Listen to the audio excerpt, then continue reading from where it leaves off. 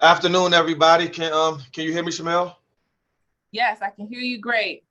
All right, cool. So I won't be able to see you guys, but I can see the slides. Just by show of hands, can everybody see the slides that I'll be using for the presentation today? Shamel, just give me confirmation that people are able to Yes, see I it. see hands. Thank you. I see hands. Okay, cool.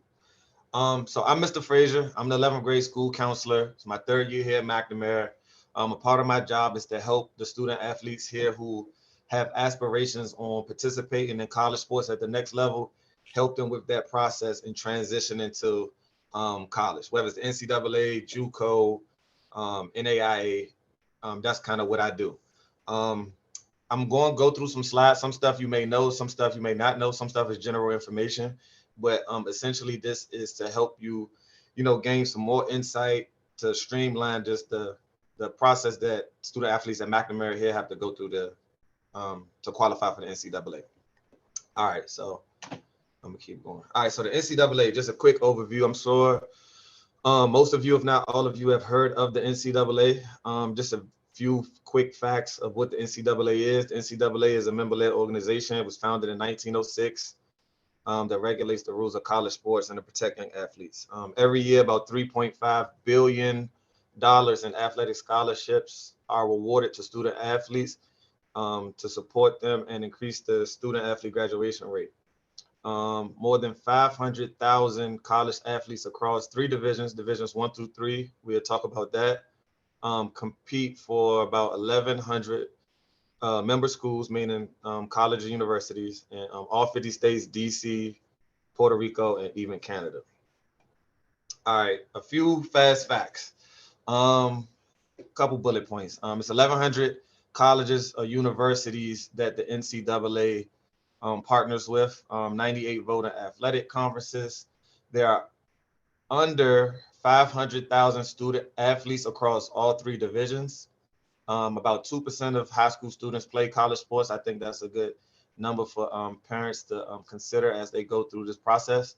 About close to 20,000 teams, right up under there, 19,500, 90 championships in 24 sports, three divisions, as stated earlier, Division 1, 2, or 3.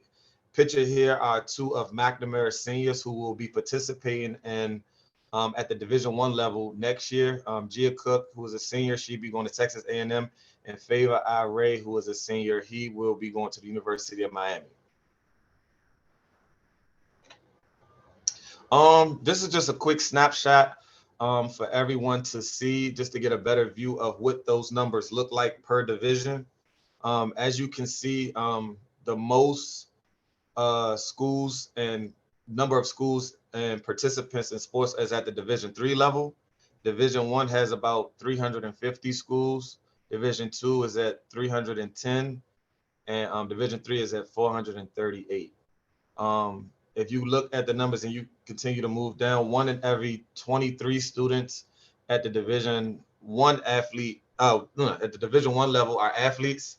1 in 10 students at the Division 2 level, and then 1 in 6 at the Division 3 level.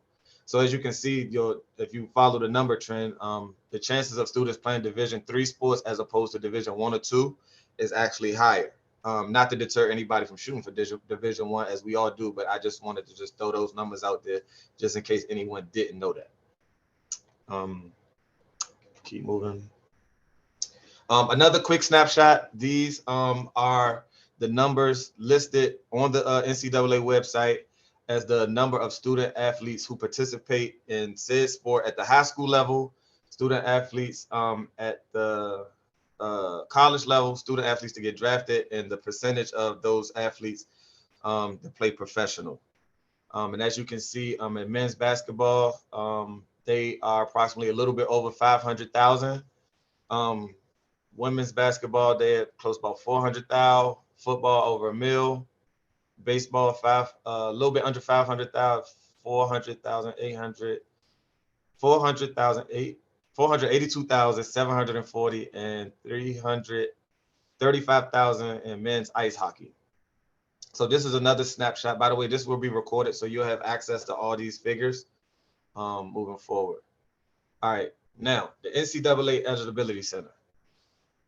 The NCAA Eligibility Center is a component of the NCAA responsible for evaluating and certifying college-bound student athletes to compete at Division I and II. So every student who desires to play sports at the D1 or the D2 level is required to go to the NCAA Eligibility Center. The NCAA focus on academic preparedness, sports participation, and high school courses, which we will talk about later on in the presentation. All students who want to participate in D1 and D2 sports must be certified by the NCAA Eligibility Center, which includes amateurism requirements and academic initial eligibility requirements, which we'll talk about later in the presentation. Okay, so the Eligibility Center. So when students and families go into the Eligibility Center to register for the NCAA, you'll have a choice to register for two separate profiles, one being a profile account, the other being a certification account. Now, what's the difference? The profile account is an account if you plan on playing at the D3 level. It doesn't require a registration fee. You can visit D3 schools on your own merit, and again, the registration is free. Now, for those that plan on participating at the D1 or the D2 level, those student athletes, they have to pay a registration fee of $90. You have to register before signing your letter of intent, and you also have to be certified to participate in sports. So the main difference between the two is D1 and D2 eligibility and the cost. And it's for domestic families is $90, and for international is $150. Criteria per division. Okay, so in these slides, I'm going to talk about the NCAA sliding scale. Before I do that, I want to talk about a little bit explain what the NCAA sliding scale is.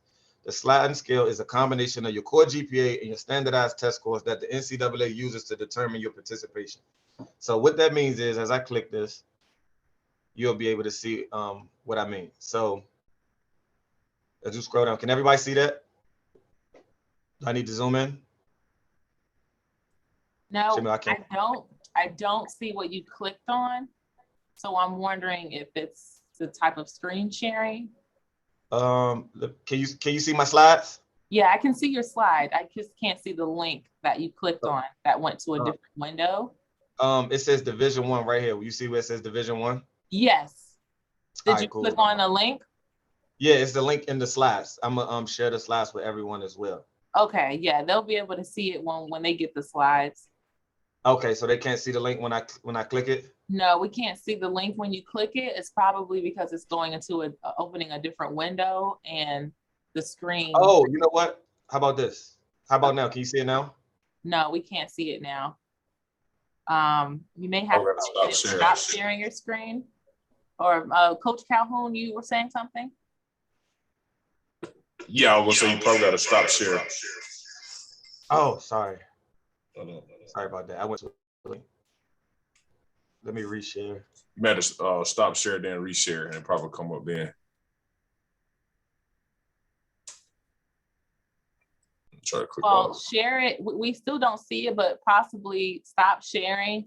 And then when you reshare, share the screen that has the link on it. Okay.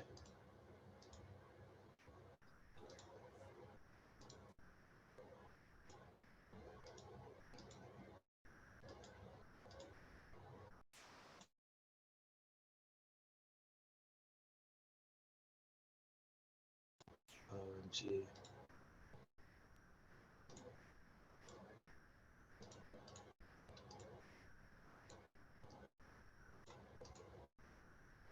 Okay, can you see the slides? Yeah, we can see the slides. Okay, cool. So I'm about to click the link. It says share this tab instead. I shared it. Can you see it? No. No. Still can't see it. It says post the link. Oh, now. Okay. Oh no, that's something else. They said post the link in the chat. That might help. Post the link. Yeah, in the I was just chat. saying to do that. Oh, I can see it. Go down. Go down. Is that the next PDF? Okay, yeah, we see There it. you go. You see it? Yep. It's a PDF. Okay. Yeah, it's a PDF. Okay, yep, we got it. Okay, so maybe my computer just moving slow. I got a new computer, so it's still I'm still figuring it out. All right, that's it. So now that everybody can see it, is the font too small? No, I think it's okay. Well, actually, right, cool. it looks like you can change the percentage. Yeah, so if you could do maybe, yeah. Okay. All right, cool. Thank you, team. All right, so cool. So this is the full NCAA D1 sliding scale. So what it is a combination. It's a combination of your GPA and SAT scores. So as you can see, the higher your GPA, the lower your SAT scores have to be in layman's terms. So the NCAA uses both of them to basically see if you qualify to play for at the D1 level or the D2 level. The minimum GPA that a student can have for their core GPA is a 2.3 with a combination of a 980 on the SAT and a 75 on the ACT sum. That being said, all students are required to maintain at least a 2.3, which is the McNamara standard as well. So if they qualify to play at McNamara for 4 straight years, 9 times out of 10, they'll be qualifying to play at the D1 level. I'm gonna see if I can share the D2 sliding scale as well.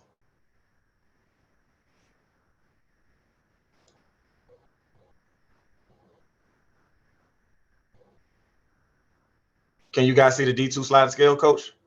Or Shamel? Hold on. Not yet. I see the D1 that you had up. So like you said, maybe your computer's a little slow. Can you hear me? Yeah, I can hear you. Okay. I'm like having some audio issues over here. What question did you ask about? If you can see the D2 sliding scale. I'm showing the D2 sliding scale. Can you guys see that? No, this is D1 still. Okay. Yeah, well, while you are looking for that, Frazier, no, I was asking, I see a parent says, can you register for both NCAA profiles to keep options open? Can you absolutely register for both a profile account and a certification account? Yes. Yeah. Oh, absolutely. Yeah, I was gonna say I highly recommend getting that done as soon as possible. Me too. One of the things I ran into already is that, and I ran into this in my career, guys do not even do this and they're still expecting to get an offer or a scholarship. And this is even after signing day. Like you said, you cannot even sign your letter of intent until you've done this process first. And so just definitely make sure to do this, be proactive and do this sooner than later. Absolutely. Thank you for sharing that, Coach. A lot of people, including myself when I was in school, a lot of people think you just receive a scholarship and go. It doesn't work like that. You still have to qualify academically, have the SAT scores, and still go through the proper formalities to play at the next level. That makes sense. So thank you, Coach. I'm not going to go into the Division II PDF because of my computer difficulties. Can everybody still see the slides, Shamil, Coach? So we're back. We see the internet. We see the link. We don't see the slides yet. But I will say thank you to the parent of Rochelle who dropped the link for the D2 sliding scale. She dropped the link in the chat. Oh, thank you. Thank you so much. But as reference to your slides, we don't see your slides. We see we see the PDF still for the D1. Okay, let me go back.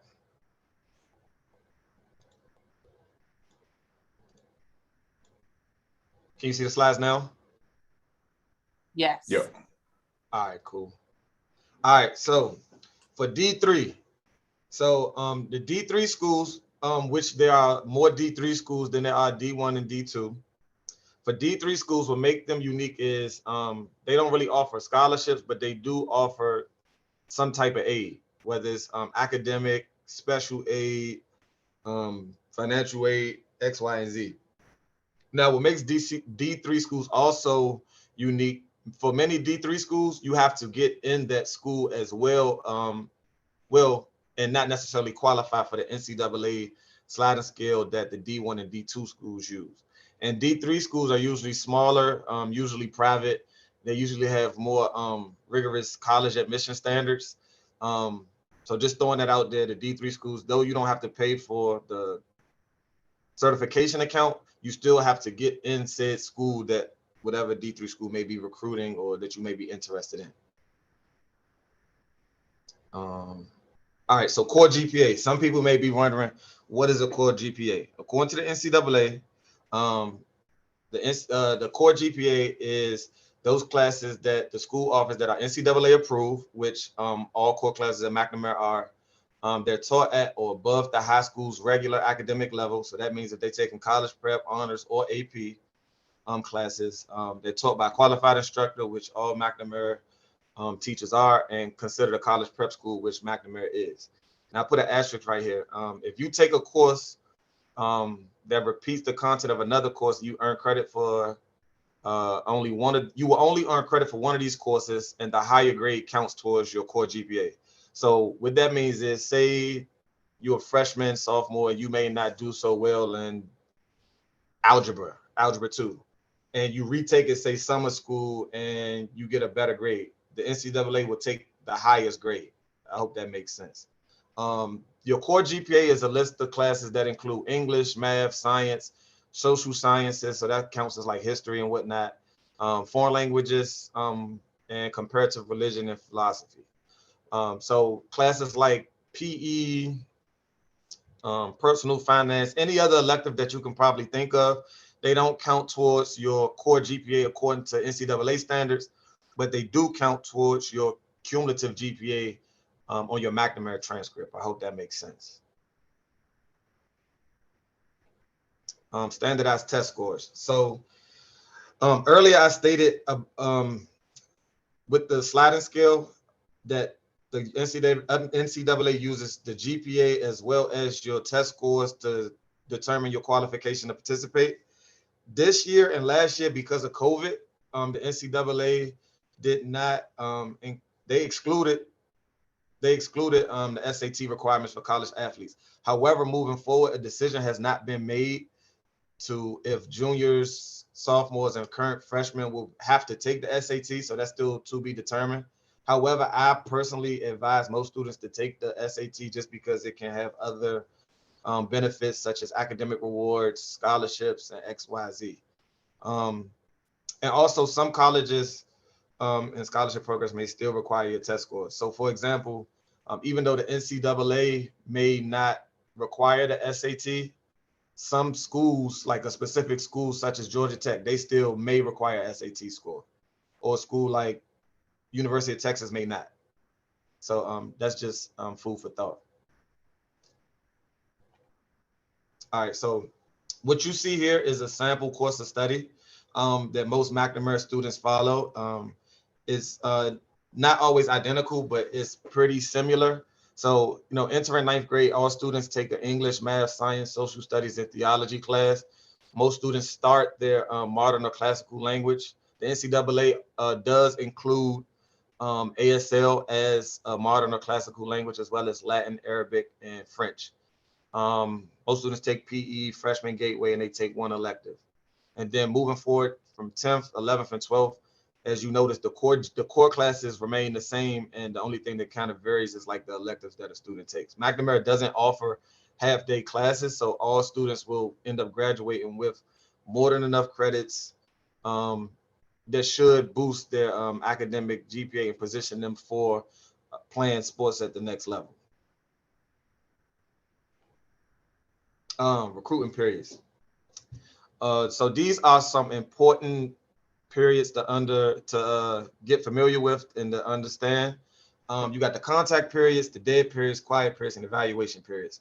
I'm not going to be long-winded about it, but I put a small bullet point under all of them that basically explains what you can and cannot do during each of these periods. For example, the contact periods, you can have official visits, unofficial visits. Coaches can have coaches come see you in your home, or you can meet them in person, say in the community. Letters and emails count, calls, texts, evaluations if you place club ball or school ball. For the dead periods, letters and calls, emails are the only things that are required. And you can visit the college, but you can't talk to the coach. During the quiet periods, you can have official visits and unofficial visits, letters and emails, and calls. And during the evaluation periods, you can have official visits, unofficial visits, letters, emails, calls, emails, and evaluations at your school or club team. Now, these periods differ per the sport that you may be interested in. So for example, even down to men's and women's basketball, like the of every evaluation period, contact period, quiet period is different from women's and men's basketball, as it is for baseball, swimming, lacrosse, you name it, football. Everyone has its own different ones, and you should find out what period dates fall for your sport, if that makes sense. Difference between official visits and unofficial visits. For official visits, the school usually pays for your transportation. They pay for your lodging and meals. They're responsible for like any small like entertainment, like take you out to dinner, going to a game or whatnot. You have to register, like I stated earlier, you have to register for a certification account within the NCAA Eligibility Center, and you must send your NCAA high school transcript. Now, for unofficial visits, you can visit the college at any time, but it's usually paid for by you or your family. You can take as many people as you like. You can't talk to the coach during an unofficial visit during your sports dead period. Register for the certification, but not required. But it looks better if you do. And sometimes you get complimentary admissions to like campus events, like a school game or whatnot, if you take an unofficial visit. For anybody that didn't know the difference between the two. National Letter of Intent, also known as NLI. When a student signs their national letter of intent, they're basically agreeing to attend that school. Once you do that, that's when the recruiting period ends. It's voluntary, and NCAA schools agree to provide athletics financial aid to you for a minimum of one academic school year, and you must be admitted to the school. You must be eligible for financial aid under the NCAA rules. Scholarships are all 1 year. They're renewable for every year. So that's basically what it means. They're renewable every year. Most students, if they handle their business in the classroom and in their respective sport, they usually re-sign for the following year. But the national letter of intent is something that you have to sign every year for your scholarship at the next level. Name, image, and likeness. So this is a relatively new component of the NCAA. It was implemented July 1st of last year. Me personally, I'm actually happy for it because college athletes can now, get paid for their name, image, and likeness. They can monetize and profit from it as well. Fun fact, it is an interim policy with no permanent date or solutions until the NCAA and Congress come up with some type of legislation. So that's like the fine print. Individuals can use professional services for their NIL activities. So if you want to hire or outsource somebody to represent you, you can do that. And college athletes who attend school in the state without a NIL law can engage in this type of activity without violating any NCAA rules related to name, image, and likeness. So what that means, before this year, some states had their own rules that was basically ahead of the time before NCAA hopped on board and said, you know what, anybody can use name, image, and likeness to monetize or profit from.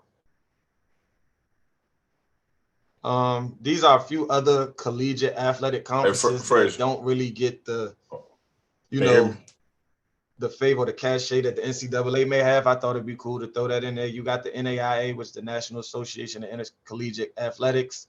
You got the United States College Athletic Association, the National Christian College Athletic Association, National Junior College Athletics Association, which is another name for JUCO, California Community College Athletic Association, and the Northwest Athletic Conference. All of these are all college level athletic organizations that high school students participate in year in, year out. And so I say that just so some families don't limit themselves just to NCAA schools. Hey, Frazier, just want to pause right there. Coach Calhoun was saying something. Okay.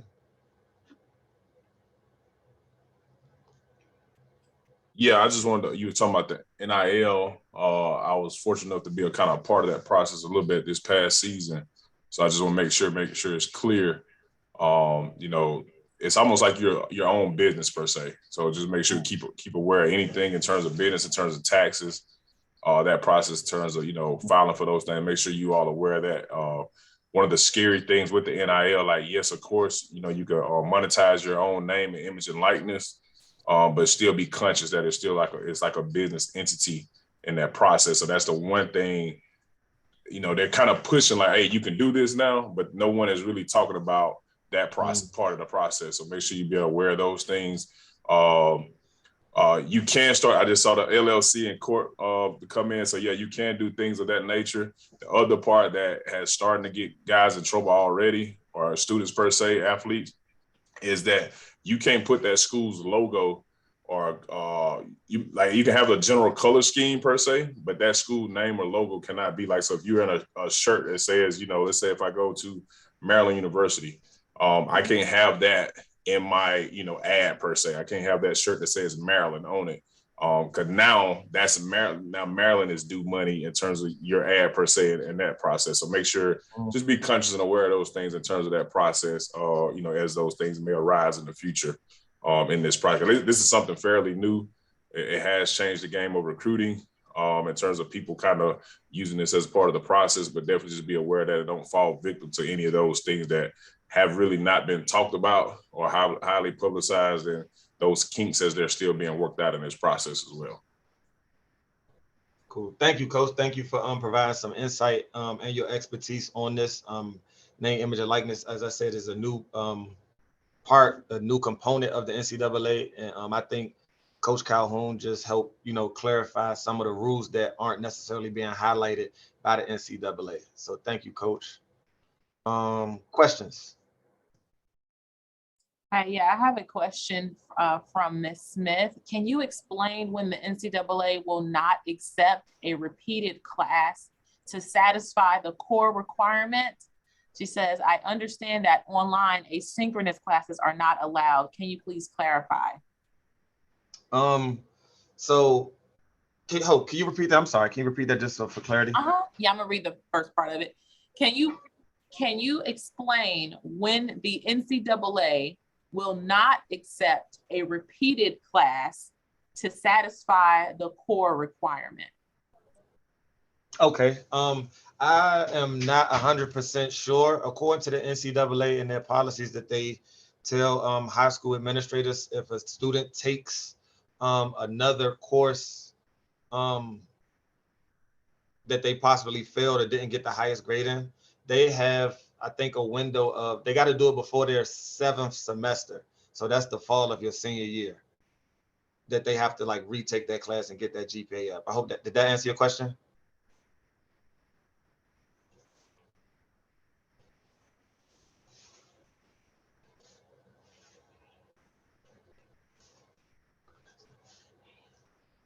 Okay. Yeah, I will include Ms. Taylor's email address in the chat, but also it'll be included when we send this presentation to you all. You may have to make sure that you have filled out the Google form for your transcript to be released, to be sent to the NCAA Eligibility Center. Someone wants to know about, let's see, Ms. Hart, why soccer was not included in the presentation. I apologize. I just used the sports that the NCAA had listed on their website, the ones that they highlighted. If you like, I can provide a link that has all sports that the NCAA offers, the live periods, dead periods, and evaluation periods. Yes, the slides will be shared. That's a separate link that I'm gonna share with them, Shamel. That's a separate link. It got real lengthy, and I tried to consolidate as much information into one presentation as possible. I think the link I shared, I know somebody asked about the core GPA, how you calculate that. I provided a worksheet for, I know, Division I, D2 for that. That's regardless of the sport. So that's there. And then also I provided a link for the recruiting calendars. There's a link to all the sports on there. So even in football alone, I'm gonna speak from a football standpoint. There's FBS, FCS, and then obviously D2 and D3. So all those calendars are different. So there's a link to even all the other sports in terms of basketball, soccer, polo, water polo, all those things. So there's different links for those recruiting calendars on there as well that I posted. Coach Calhoun, I do see it was posted. I'm trying to copy and paste it myself. Let me see if I can. It was, oh yeah, I can. It was sent to the host and the panelists. So let me see, this one right here is the fact sheet. Let me try to see if I can copy and paste that calendar. Yeah, there's a lot of good links in there. Like there's even a recruiting guide for all the sports in general. So, you know, there's a lot of links in that link that I showed you, posted there for that calendar deal. You know what, Coach? Can you please resend the calendar? Because it's not letting me copy and paste it. Okay, hold on one second. 1 and 2 recruiting calendars. I see it was sent to hosts and panelists. So please just make sure it's sent to everyone. I got you. Thank you.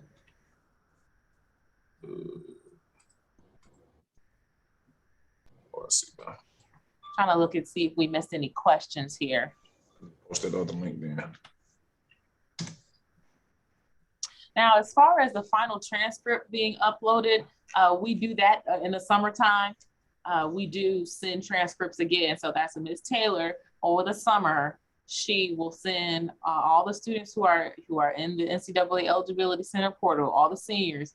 She will send their final transcript to the college that they indicate is the college that they will be attending. So, so students need to update us before May 1st to let us know the college, the final decision that they've made. They need to put that in SCORE.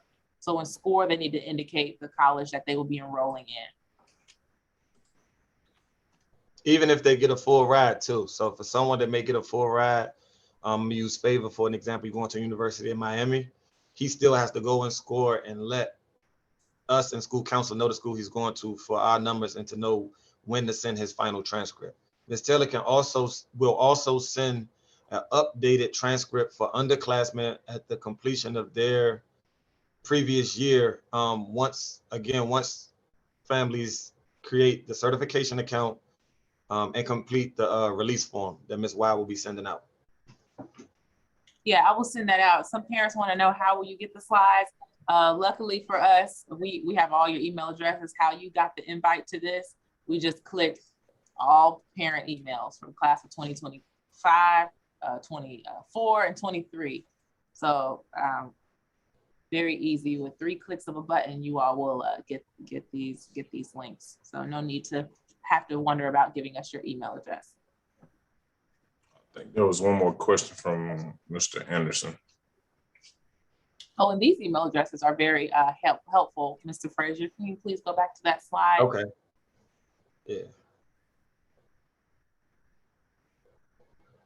I put Ms. Taylor's email address in as well. She's our admin assistant here in school counseling. She's the person that actually goes in the NCAA portal and uploads everyone's transcript.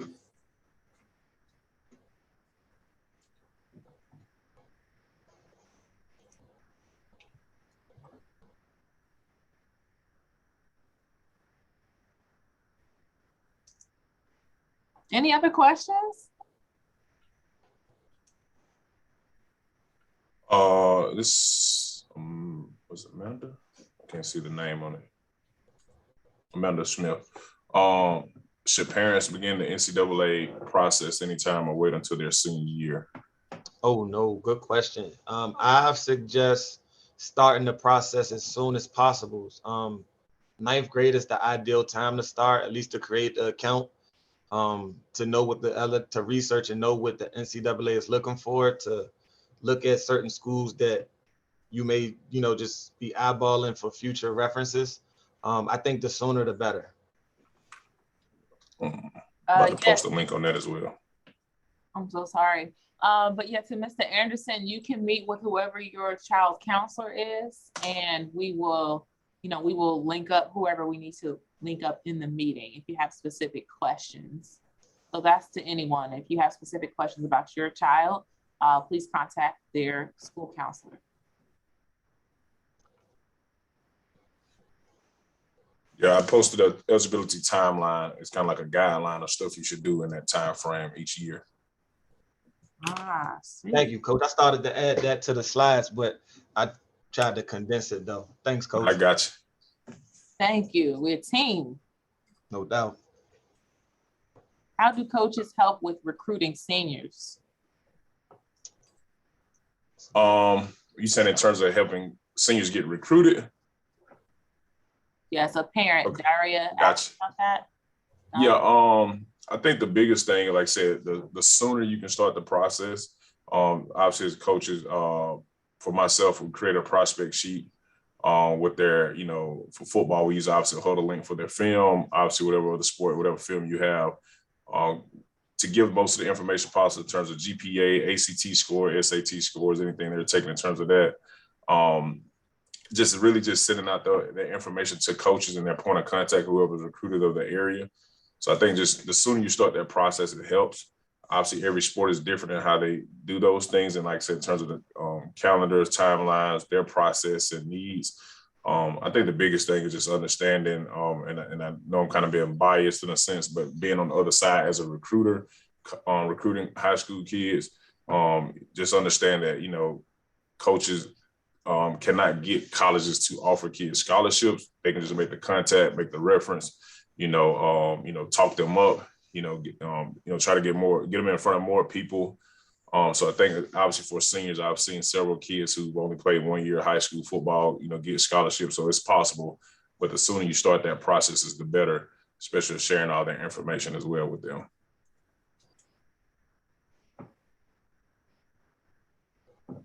Cool.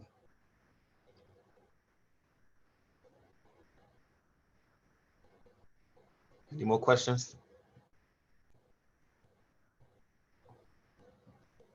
All right. Well, thank you all so much for your questions and for your presence. Thank you, Coach Calhoun, and welcome again to the Bishop McNamara family. We're so glad to have you here. Thank you all. Mr. Frazier for this wonderful presentation. This will be sent out, and we look forward to connecting with you all in the near future. Yes, thank you all for joining us today. And again, we apologize for all the technical difficulties. Thank you for your patience. Have a good day, y'all.